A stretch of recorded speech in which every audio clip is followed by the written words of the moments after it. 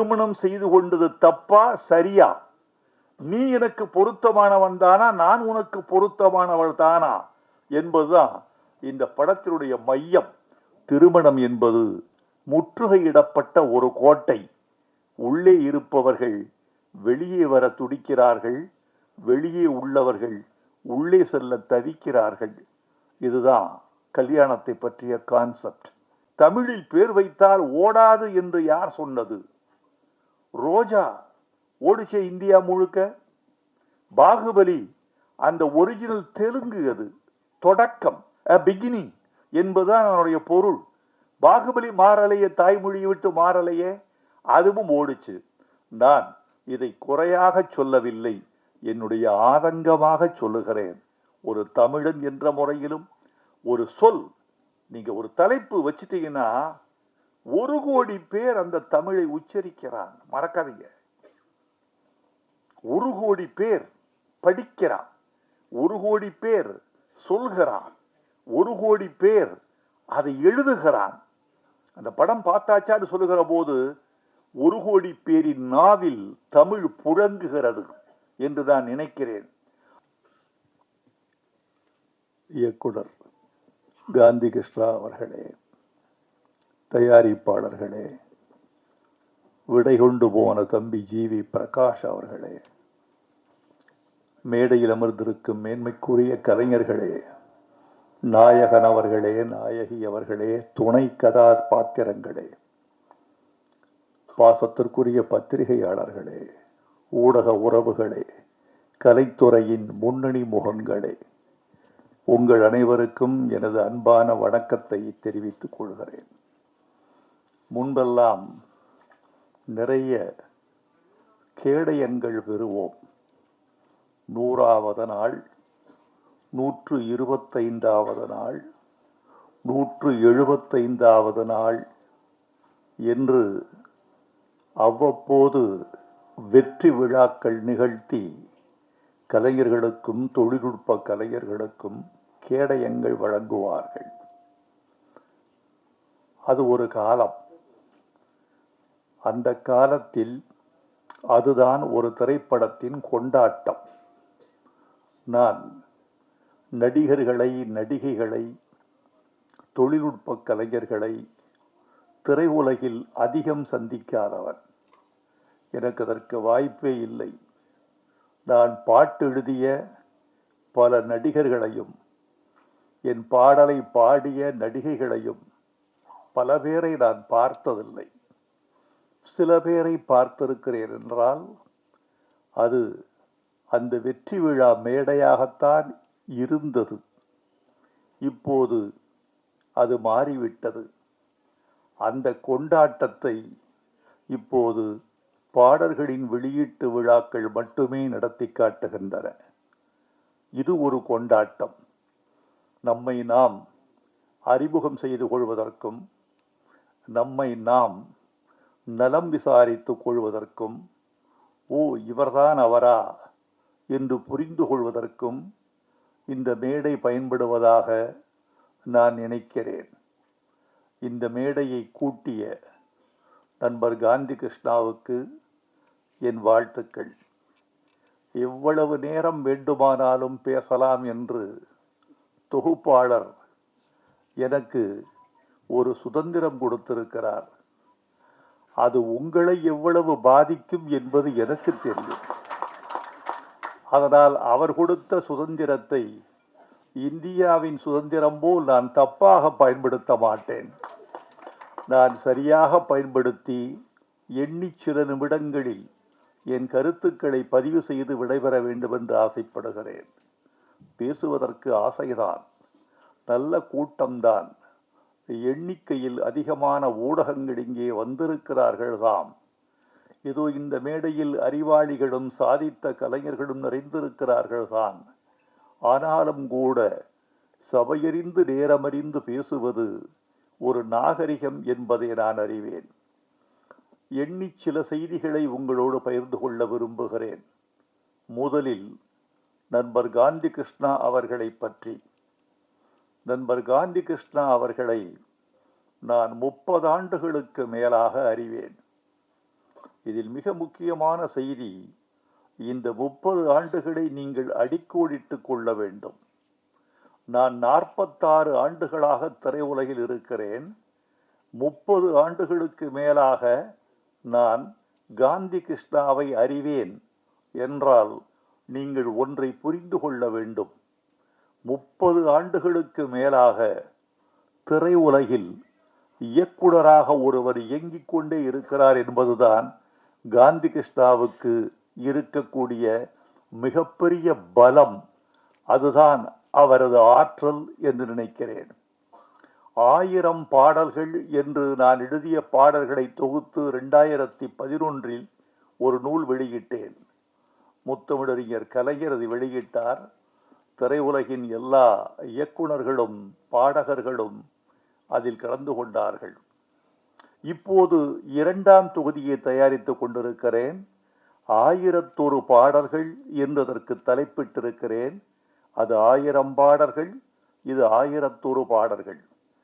சமீபத்தில் இதை தொகுத்து கொண்டிருக்கிற இந்த காலகட்டத்தில் புரட்டி புரட்டி பார்த்தபோது எத்தனை இயக்குனர்கள், எத்தனை பாடகர்கள், எத்தனை இசையமைப்பாளர்கள் என்று மலைத்து போன போது ஒன்று தோன்றியது. இவர்களில் எத்தனை பேர் இருக்கிறார்கள் என்று கணக்கு பார்த்தேன். பல பேர் காலத்தில் இருக்கிறார்கள், களத்தில் இல்லை. பல பேர் காலத்திலேயே இல்லை, நினைவுகளில் இருக்கிறார்கள். இந்த கலை உலகம் என்பது மாறிக்கொண்டே இருக்கிற ஒரு பிம்பம். இது ஓடிக்கொண்டே இருக்கிற ஒரு நுரை. இது வானவில்லை தனக்குள் வைத்து முடிந்து வைத்திருக்கும் ஒரு குமிழி. இதில் நிரந்தரமாக ஒருவன் 1/4 நூற்றாண்டுக்கு மேல் பயணம் செய்கிறான் என்றால் அவன்தான் அறிவு திறம் வாய்ந்தவன், பண்பாட்டு திறம் வாய்ந்தவன், கலை உலகை புரிந்து கொண்டவன் என்று நீங்கள் தெரிந்து கொள்ளலாம். இந்த 3 பெருமைக்கும் உரியவர் என் அருமை நண்பர் காந்தி கிருஷ்ணா என்று நான் உறுதியாக நம்புகிறேன். காந்தி கிருஷ்ணா 30 ஆண்டுகளுக்கு பிறகும் பிரேக்ஃபாஸ்ட் என்ற ஒரு ஆங்கில தலைப்பை வைத்துக்கொண்டு உங்களுக்கு ஒரு படம் கொடுக்க வந்திருக்கிறார் என்றால் அவருடைய கால நீட்சியை நான் போற்றுகிறேன். ஏனென்றால் பெரியவர்களே, முன்பெல்லாம் ஒரு கலைஞன் 25 ஆண்டுகள் அதிகபட்சம் கோலோச்சுவான். அப்படி 25 ஆண்டுகள் முடிந்த பிறகு அவன் மெல்ல மெல்ல ஓய்வு பெறுவான். அவன் மூளை மங்கிவிட்டது என்று பொருள் அல்ல, உடல் ஓய்ந்து விட்டது என்று பொருள் அல்ல. ஏன் ஒரு மனிதன் கலை உலகிலிருந்து ஓய்வு பெறுகிறான் அல்லது ஒதுக்கப்படுகிறான் என்றால் அது அவன் மீது கொண்ட பிழை அல்ல, அவனது திறமை குறைவு அல்ல. ஒரு சமூகம் அவனை விட்டு முன்னே போய்விட்டது என்று அர்த்தம். ஒரு சமூகம் இயங்கிக் கொண்டே இருக்கிறது. சமூகம் என்பது ஒரு உயிரி, அது தன்னை கடந்து போய்கொண்டே இருக்கிறது. அந்த சமூகத்துக்கு பின்னால் அதன் வாளை பிடித்து கொண்டு, காலை பிடித்து கொண்டு, தோளை பிடித்து கொண்டு ஒருவன் பயணப்பட்டு கொண்டே இருக்கிற வரைக்கும் அவன் கான்டெம்பரரி என்று சொல்லக்கூடிய நிகழ்கால தன்மையில் இருக்கிறான். ஆனால் பல பேர் காலத்தை தவற விட்டு விடுகிறார்கள். காலம் மாறுகிற போது தானும் மாறிக்கொள்ளாதவனை காலம் கருணையில்லாமல் விட்டு விட்டு போய் விடுகிறது. ஆனால் என் நண்பர் நம்முடைய காந்தி கிருஷ்ணா தன்னை புதுப்பித்து கொண்டே இருக்கிறார். அவரோடு பேசினால் நேற்றைய சம்பவங்களையும் பகிர்ந்து கொள்ளலாம், நிகழ்கால சம்பவங்களையும் பகிர்ந்து கொள்ளலாம். செயற்கை நுண்ணறிவு, ஆர்டிபிஷியல் இன்டெலிஜென்ஸ் என்று சொல்லக்கூடிய இந்த செய்யறிவு 2900 என்ன நிகழ்வுகளை காட்டும் என்ற உண்மையையும் அவர் தெரிந்து கொள்ளலாம். தன்னை புதுப்பித்து கொண்டே இருக்கிற மனிதர், நல்ல கலைஞர் காந்தி கிருஷ்ணா. அவர் செல்லமே என்ற படத்திலிருந்து அவரோடு நான் இருக்கிறேன், என்னோடு அவர் இருக்கிறார் என்று சொல்வதெல்லாம் பிழை. அவரோடுதான் நான் இருக்கிறேன் என்பது உண்மை. ஏனென்றால் அவர்கள் நினைத்தால் எந்த கலைஞருக்கும் வாய்ப்பு கொடுக்கலாம். ஆனால் அவரோடு நான் இருக்கிறேன் என்பதனால் என்னை அவர் பயன்படுத்தி கொண்டே இருக்கிறார் என்பதுதான் உண்மை. அவர் குறித்து ஒரு செய்தியை உங்களோடு பகிர்ந்து கொள்ள வேண்டும். இயக்குனர் ஷங்கர் ஒரு முறை அவரை அழைத்து கேட்டேன், உங்களோடு பணியாற்றிய நம்முடைய காந்தி கிருஷ்ணா என்னோடு பணியாற்ற வந்திருக்கிறார், அவர் குறித்து உங்கள் கருத்து என்ன என்று கேட்டேன். அப்போது ஷங்கர் சொன்னார், சார், அவர் அண்டர் எஸ்டிமேட் பண்ணிடாதீங்க. காந்தி கிருஷ்ணா எப்படிப்பட்டவர் என்றால், என்னை விட களத்தில் திறமைசாலி என்று எனக்கு சொல்லி அவர் பெருமையை உணர்த்தி காட்டினார் ஷங்கர். என்னை விட திறமைசாலி, களத்தில் பணியாற்றுவதில் வல்லவர் என்று சொன்னார். அப்படி தன்னுடைய குருநாதரால் நல்ல கருத்து சொல்லப்பட்ட ஒரு இயக்குனர் காந்தி கிருஷ்ணா. காந்தி கிருஷ்ணாவை பற்றி, இந்த படத்தை பற்றி ஒன்று சொல்லி நான் விடைபெற வேண்டும் என்று ஆசைப்படுகிறேன். இதில் அவர் கையாண்டிருக்கிற கருப்பொருள் இருக்கிறதே, பழையதாகாத கருப்பொருள். இது நேற்று வெளிவந்திருக்க வேண்டிய படம். சில படத்தை பற்றி சொல்லுவார்கள், இது 1987 வெளிவந்திருக்க வேண்டிய படம் என்று சில படங்களை சொல்லுவார்கள். சில படங்களை இது 60களில் எடுத்திருக்க வேண்டிய படத்தை 2026 இவர் எடுத்திருக்கிறார் என்று தள்ளிவிடுவார்கள். சில படங்களுக்கு இன்னும் மோசமான விமர்சனம் வரும். 2100 எடுக்க வேண்டிய படத்தை இவர் 2026 எடுத்திருக்கிறார் என்று சில படங்கள் தள்ளப்படும். கால ஒப்புமை, ரெலவன்சி என்பது ஒரு கலைக்கு மிக முக்கியம். இந்த படத்தில் அவர் கையாண்டிருக்கிற செய்தி ஆண் பெண் உறவு குறித்தது. ஒரு ஆண் பெண்ணை புரிந்து கொள்வதும், ஒரு பெண் ஆணை புரிந்து கொள்வதும், ஆண் என்ற வர்க்கம் உள்ள வரைக்கும், பெண் என்ற வர்க்கம் உள்ள வரைக்கும் இருக்கவே செய்யும். நீங்கள் புரிந்து கொண்ட ஒரு பெண்ணை இன்னொரு பெண்ணோடு ஒப்பிட்டு புரிந்து கொள்வது ஆகாது. ஒரு ஆணை புரிந்து கொண்ட ஒரு பெண் அதே அளவுகோலை வைத்து இன்னொரு ஆணை புரிந்து கொள்ள முடியாது. கணவனை வைத்து தந்தையையோ, தந்தையை வைத்து தனையனையோ, தமையனையோ ஒரு பெண் புரிந்து கொள்ள முடியாது. ஒவ்வொரு பெண்ணும் ஒரு உலகம், ஒவ்வொரு ஆணும் ஒரு உலகம். அவர்களின் ரசனைகள், அவர்களின் எண்ணங்கள், அவர்களின் போக்குகள் மாறிக்கொண்டே இருக்கும். புரிந்து கொள்ள முடியாது. ஒரு ஆண் பெண்ணை புரிந்து கொள்வதும், பெண் ஆணை புரிந்து கொள்வதும் உள்ள வரைக்கும் கலை இருக்கும், இலக்கியம் இருக்கும். இந்த கலைகளும் இலக்கியங்களும் உள்ளவரை ஆண் பெண் புரிதல் என்ற ஒரு மிகப்பெரிய சங்கிலி அருந்து விடாமல் ஓடிக்கொண்டே இருக்கும் என்று நான் கருதுகிறேன். அதைத்தான் இதில் செய்திருக்கிறார்.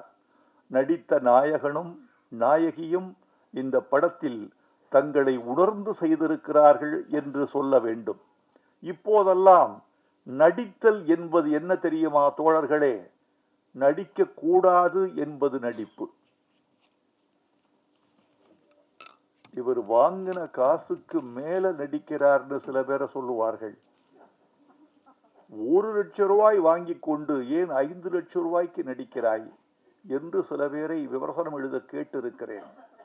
60களின் நடிப்புக்கும் 80களின் நடிப்புக்கும் பாரதி ராஜா வந்த பிறகு இருந்த நடிப்புக்குமான வேறுபாட்டை நீங்கள் உணர்ந்திருப்பீர்கள். நடித்தல் என்பது நடித்தல் அல்ல. இப்போது நடித்தல் என்பது இருத்தல். நீ இரு, பாத்திரமாக இரு, நீ நீயாக இரு. உன் முகத்தின் தசைகளை அதிகமாக அசைக்காதே, உன் குரலை உயர்த்தாதே. உன் குரலுக்கும் முகபாவத்துக்குமான ஒருமைப்பாடு மீறாமல், சமநிலை அகலாமல் பார்த்துக்கொள். டப்பிங் ரொம்ப முக்கியமான விஷயம். நம்ம ஆட்களுக்கெல்லாம் தெரியும். அவர் நடித்திருப்பதற்கும் டப்பிங்கில் கொடுக்கிற குரலுக்குமான இயைபுத்தன்மை மாறிவிட்டாலே படத்துல ஒன்ற முடியாது. அந்த பாடி எவ்வளவு கேட்குதோ அதுக்கு தகுந்த மாதிரிதான் ஒலியை கொடுக்கணும் என்பது டப்பிங்கின் மிக முக்கியமான ஒரு இலக்கணம். அந்த மாதிரி இந்த படத்தில் இவர்கள் நடித்திருக்கிறார்கள். அவர்களுக்கு என் வாழ்த்துக்கள்.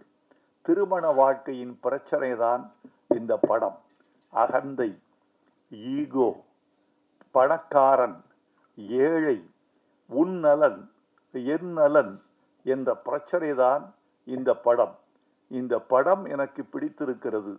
இப்போதும் நான் வெளிப்படையாக சொல்லுகிறேன், இந்த தலைப்பு எனக்கு பிடிக்கவில்லை. பிரேக்ஃபாஸ்ட் என்று நீங்கள் வைத்திருக்க கூடாது கிருஷ்ணா என்று நான் அவரிடமே சொல்லி இருக்கிறேன். ஆங்கிலத்தில் தலைப்பு வைத்தால் அகில உலகத்திலும் ஓடிவிடும் என்று உங்களுக்கு யார் சொன்னது? அப்படியானால் ஆங்கில படங்களெல்லாம் உலகத்தின் எல்லா படங்களும் ஓடி இருக்க வேண்டுமே. தமிழில் பேர் வைத்தால் ஓடாது என்று யார் சொன்னது? ரோஜா ஓடிச்சே இந்தியா முழுக்க. பாகுபலி அந்த ஒரிஜினல் தெலுங்கு, அது தொடக்கம், பிகினிங் என்பதுதான் அவனுடைய பொருள். பாகுபலி மாறலையே, தாய்மொழியை விட்டு மாறலையே, அதுவும் ஓடிச்சு. நான் இதை குறையாக சொல்லவில்லை, என்னுடைய ஆதங்கமாக சொல்லுகிறேன். ஒரு தமிழன் என்ற முறையிலும் ஒரு சொல், நீங்க ஒரு தலைப்பு வச்சிட்டீங்கன்னா 1 கோடி பேர் அந்த தமிழை உச்சரிக்கிறான். மறக்காதீங்க, 1 கோடி பேர் படிக்கிறான், 1 கோடி பேர் சொல்கிறான், 1 கோடி பேர் அதை எழுதுகிறான். அந்த படம் பார்த்தாச்சான்னு சொல்லுகிற போது 1 கோடி பேரின் நாவில் தமிழ் புழங்குகிறது என்று நான் நினைக்கிறேன். ஆனால் எல்லா படத்துக்குமே ஆங்கிலம் பொருந்தாது என்று நான் நினைக்கவில்லை. மொழி என்பது ஒரு குறியீடு என்று மட்டும் நான் புரிந்து கொள்கிறேன்.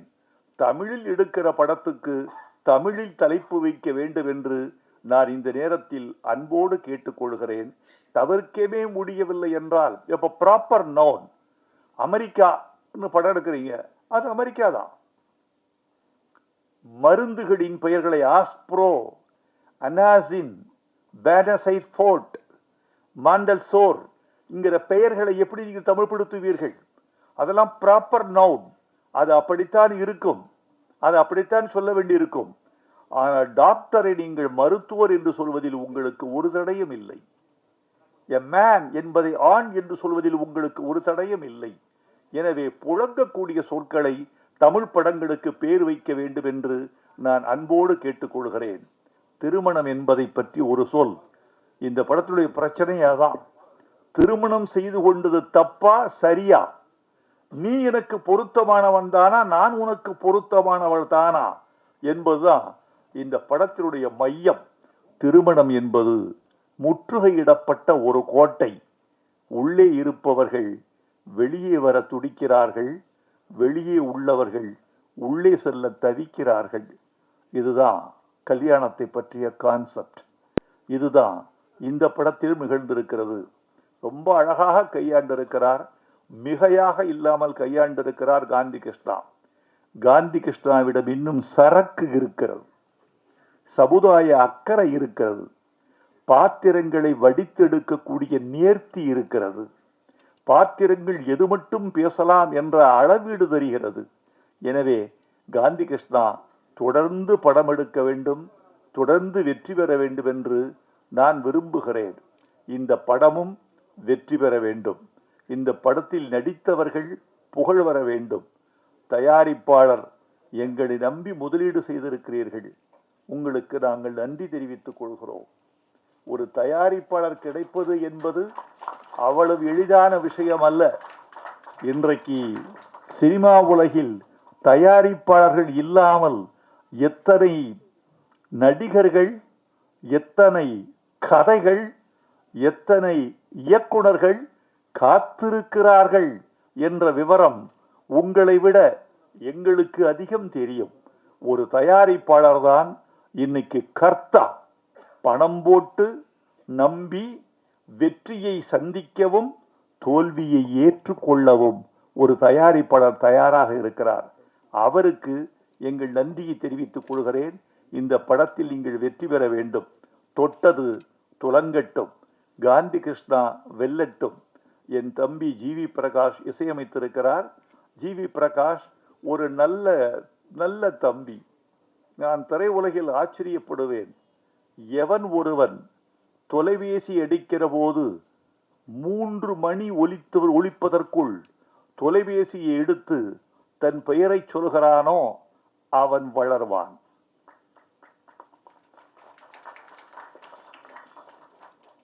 மூணு ரிங்கில் எடுத்துருங்க. எடுப்பீங்களா? பேரை பார்த்து எடுப்பீங்க சார். பெண்பாலா இருந்தா 2 ரிங்லயும் எடுத்துருவீங்க. அதல்ல, என்னன்னா, எவன் ஒருவன் 3 ரிங்கில் எடுக்கிறானோ அவன் அச்சமற்றவன், அவன் கடன் வாங்காதவன், அவன் வீரன், அவன் யோகியன், அவன் நேர்மையாளன். நான் குளிக்கும் போதும் தூங்கும் போதும் தவிர 2 சத்தத்தில் எடுப்பேன். நீங்களும் எடுத்து பழகுங்கள், வெல்வீர்கள். இந்த படமும் வெல்லட்டும். நன்றி.